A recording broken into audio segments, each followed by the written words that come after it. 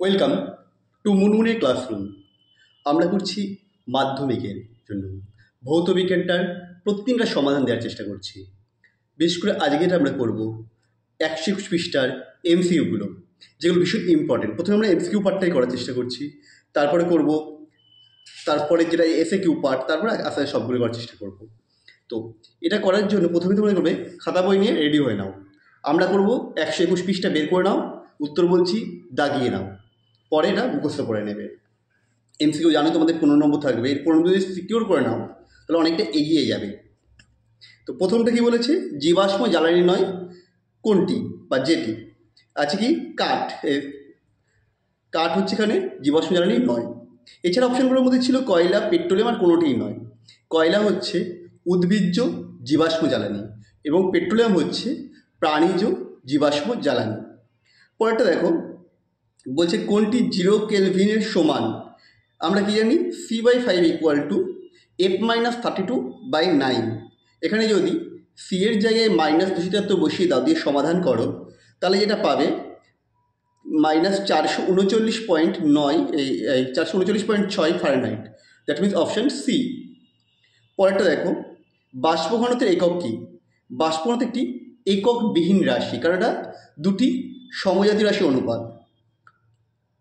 পরেরটা কি বলেছে, যেটি আলোকরশ্মির জ্যামিতিক ধর্ম নয়।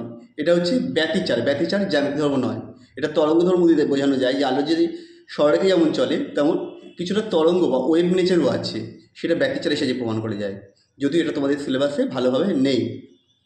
পরেরটা, কোন জোড়াটি সাদা আলোর বিশুদ্ধ বর্ণালী দুটির প্রান্তিক বর্ণ। এটা হচ্ছে লাল আর বেগুনি। আমরা জানি বেনি শর্করা, বেগুনি আর লাল, এই দুটো হচ্ছে প্রান্তিক বর্ণ। পরেরটা, পরিবাহী রোধের অনন্যক কোনটি। পরিবাহিতা। রোধের অনন্যক হচ্ছে পরিবাহিতা।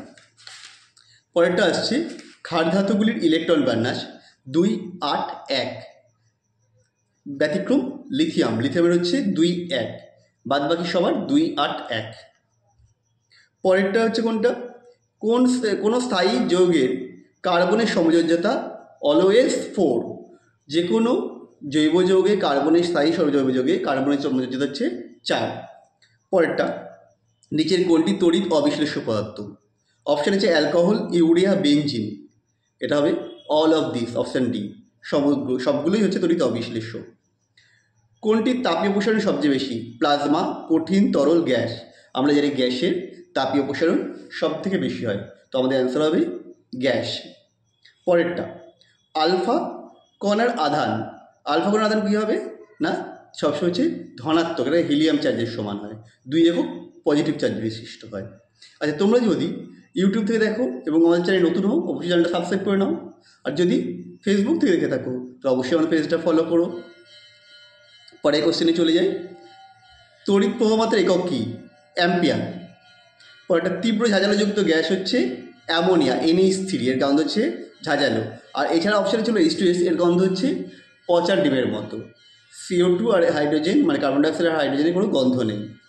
পরেরটা, অ্যালুমিনিয়ামের প্রধান আকর কী না বক্সাইট, সংকেত Al2O3.2H2O।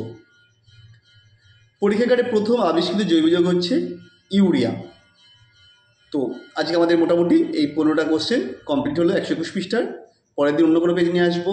আর একদিন অন্তর একদিন যেমন আমরা 12-এরটা আনছি, সেরকম 12 চলতেই থাকবে। তো আমাদের সঙ্গে থেকো, আবার দেখা হবে পরের ভিডিওতে।